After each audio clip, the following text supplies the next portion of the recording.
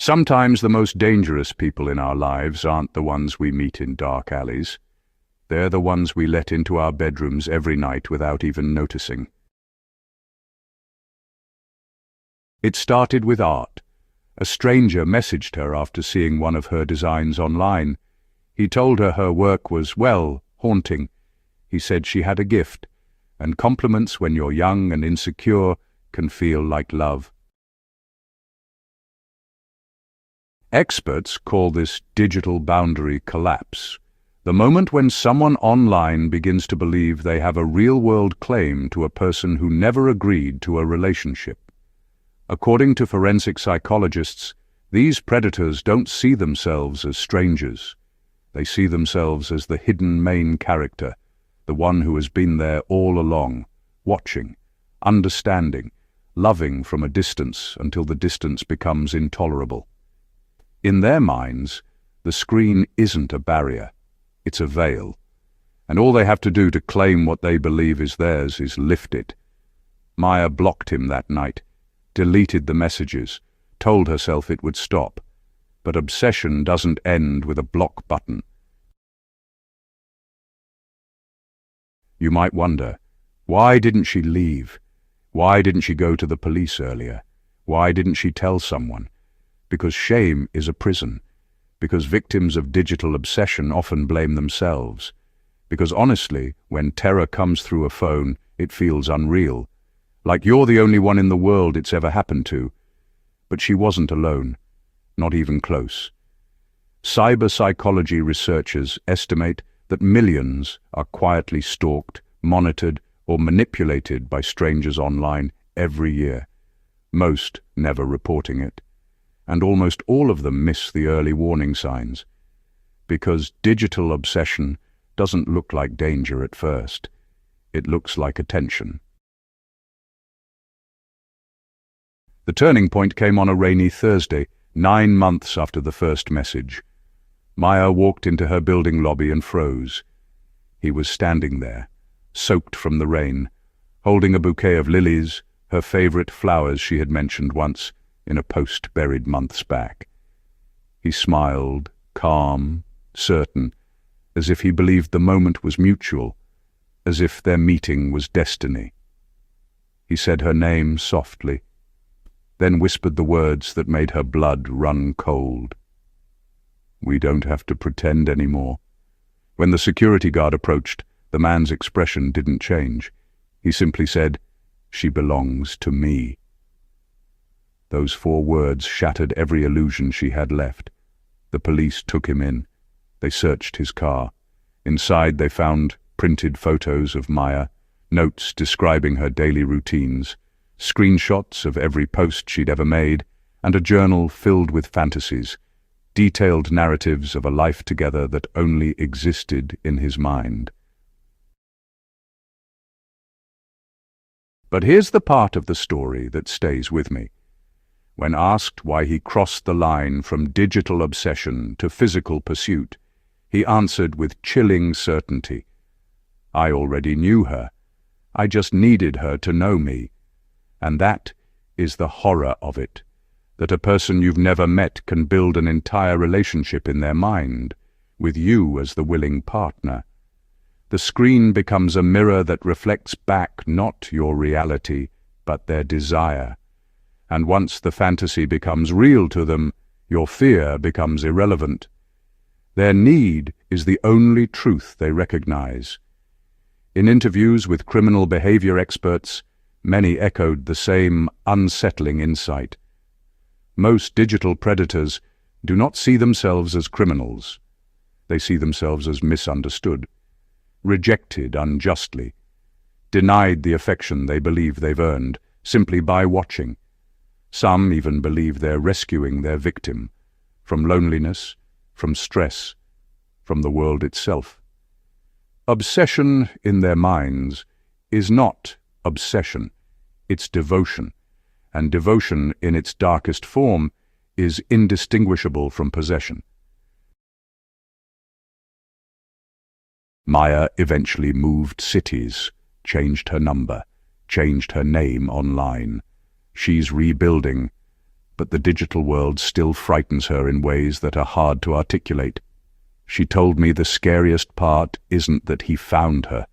It's that he found pieces of her that she didn't even think she had shared. Because in the age of constant posting, we give away more than we realize. A reflection in a window, a familiar street corner, a casual mention of a routine. A breadcrumb trail that someone with enough obsession and enough time can follow straight into our real lives. This isn't a story meant to scare you off the internet. It's meant to remind you that the internet is not a separate world. It bleeds. It spills. It crosses lines. Just because we meet someone through a screen does not mean they stay there. Some people blur the boundary until it disappears completely. So the next time you get a message from a stranger, the next time someone online knows a little too much or pays attention a little too quickly, remember, Maya. Remember that the most dangerous people are not always the ones who break into our homes. Sometimes they're the ones who study us long enough to learn how to walk through the doors we unintentionally leave open. And maybe, in a world where our lives are lived through glass, the real question isn't how do we stay safe? It's how much of ourselves are we willing to give away to people we may never actually know? Because obsession doesn't always start with violence.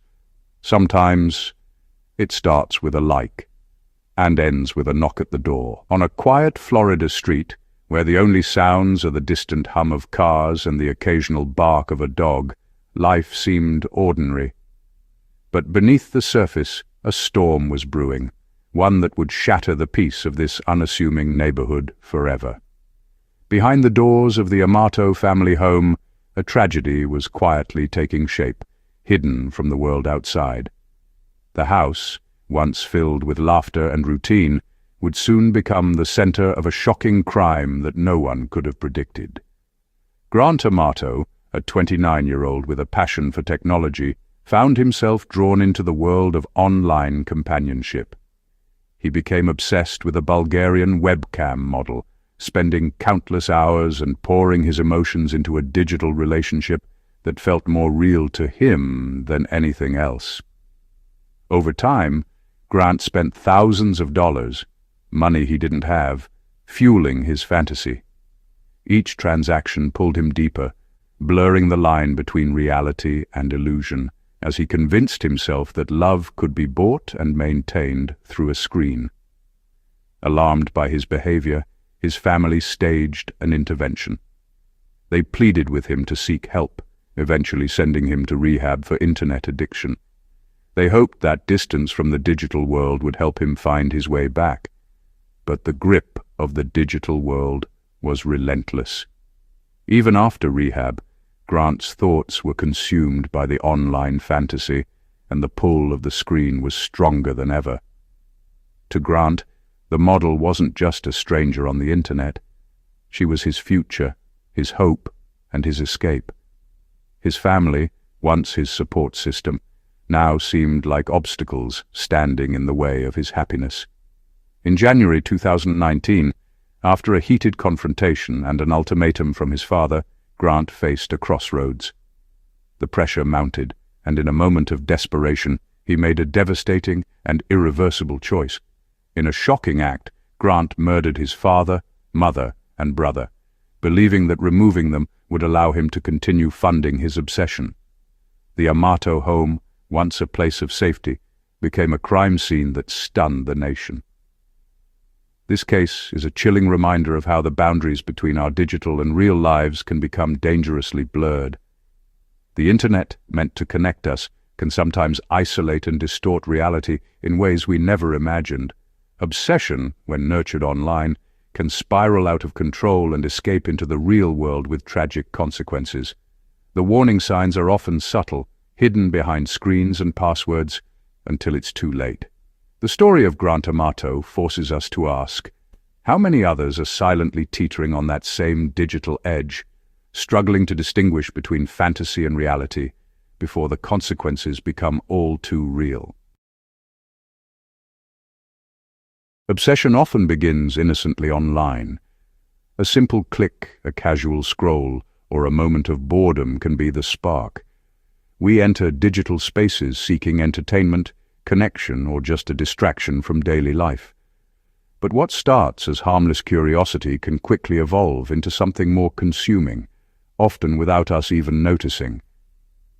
Algorithms feed us more of what we like, creating a curated reality.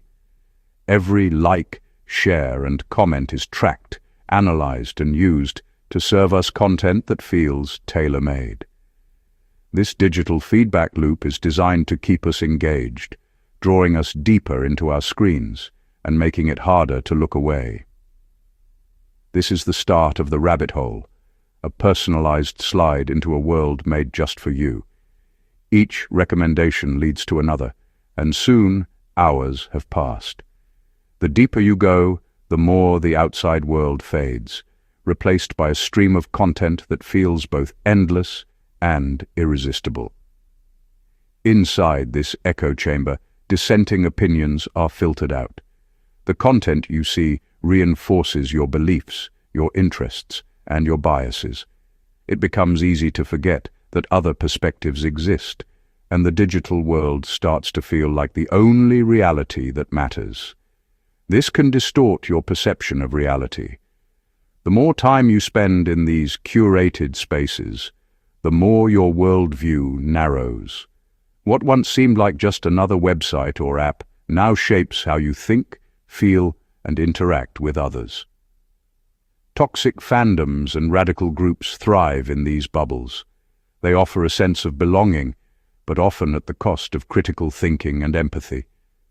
Within these digital tribes, extreme ideas can spread quickly, fueled by the constant validation of like-minded users. They create a sense of community, especially for the lonely. For those who feel isolated in the real world, online groups can become a lifeline, a place to be seen and heard. But this connection can also make it harder to recognize when things have gone too far. Stalking can begin similarly, with innocent social media browsing. What starts as curiosity about someone's life can escalate into unhealthy fixation as personal boundaries blur in the digital space. The digital world provides detachment, lowering inhibitions. Behind a screen, actions feel less real, and empathy can fade. This anonymity can embolden people to act in ways they never would face-to-face. A passing curiosity can become a deeply held conviction. The more you engage, the more invested you become, until it feels impossible to step away or question what you've come to believe. The rabbit hole gets deeper, and it becomes harder to climb out. What began as a few innocent clicks can turn into a compulsion, shaping your thoughts, your habits, and even your sense of self. Why do some fall deeply into digital worlds? Dr. Anya Sharma explains it's about identity and belonging. Online, you can find a pre-packaged identity and purpose. This is seductive for those feeling adrift. The internet offers endless communities, often forming around shared grievances. Loneliness is a significant catalyst. The internet provides a temporary cure, offering connection. But digital connections can be shallow, replacing real-life relationships. Confirmation bias plays a role, with algorithms feeding beliefs. This creates a feedback loop, detaching from reality. Over time, this can lead to manipulation and radicalization. Fandoms should be fun, a place where people come together to share their passion and joy. But sometimes that passion can sour and turn into something much darker. Toxic fandoms believe they own the thing they love. They feel a sense of entitlement over the content and its creators, thinking they have the right to dictate the direction of the story or the behavior of the characters. When creators don't meet these high and often unrealistic expectations, the love and admiration can quickly turn to harassment and abuse. The anonymity of the internet only fuels this behavior. A writer became a target after writing a beloved character out of a popular show. What was meant to be a creative decision turned into a personal attack. Fans saw it as a betrayal, flooding her social media with threats and hateful messages. The line between fiction and reality blurred, and the writer became a scapegoat for their disappointment. This sense of ownership over fictional worlds and characters can lead to a dangerous blurring of fiction and reality. Fans start to believe they have a personal stake in the story. Social media amplifies this phenomenon, creating echo chambers where negative sentiments and false narratives of failure are magnified and spread rapidly. It's about a loss of control and the dynamics within the group. When people feel powerless, they often lash out, trying to regain a sense of control through collective anger. In a mob, individual responsibility dissolves. People act in ways they never would alone, driven by the collective energy and anonymity of the group. The passion that once created a vibrant community can become destructive, tearing apart the very thing it was meant to celebrate. It's a tragic transformation from love to hate. Stalking has evolved with the internet. Every post is data for a determined stalker. Cyberstalking is often a precursor to real-world violence. A stalker's digital trail reveals their obsession. They use simple searches, fake profiles, and public data. The tools are disturbingly easy to access. Spyware can give stalkers access to messages and photos. The feeling of being watched becomes a literal reality. Digital surveillance often escalates to real-world action. The transition from online obsession to physical threat is seamless. Detective Miller faces overwhelming cybercrime cases. The crime scene is now 1,000 websites and fake profiles. Law enforcement struggles to keep up with technology.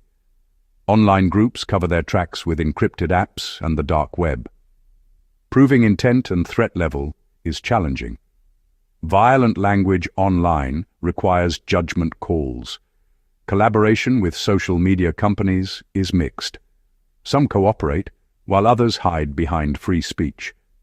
Platforms used for crime have a responsibility. The battle against digital predators is ongoing. Online radicalization preys on loneliness and grievance. Extremist groups use the internet as a recruitment tool. They offer simple explanations for a complex world. A former far-right group member shares his experience. It started with memes, then escalated to extreme ideas. These groups isolate members from outside influences. They create a totalizing worldview, replacing individual identity. The final step is a call to action, often leading to violence. The radicalized individual steps out from behind the screen. Sarah's story is alarmingly common. Her stalker built a detailed profile of her life online. Messages became frequent and demanding. He knew things he shouldn't have known. Sarah felt like she was in a glass box. The escalation to the real world terrified her. He was outside her house watching. The psychological toll was immense. Sarah's stalker was arrested, but the scars remain. She no longer posts personal information online. The digital world fosters obsession, leading to real-world horror. The internet offers community, purpose, and tools to the malicious. The line between online and offline is fragile. Social media companies bear responsibility for user safety. But it's also about human needs exploited online. We all curate our digital selves, seeking validation. It's necessary to examine our digital habits critically. The internet is a permanent feature of modern life. The challenge is to navigate it with awareness. Our judgment is the final line of defense.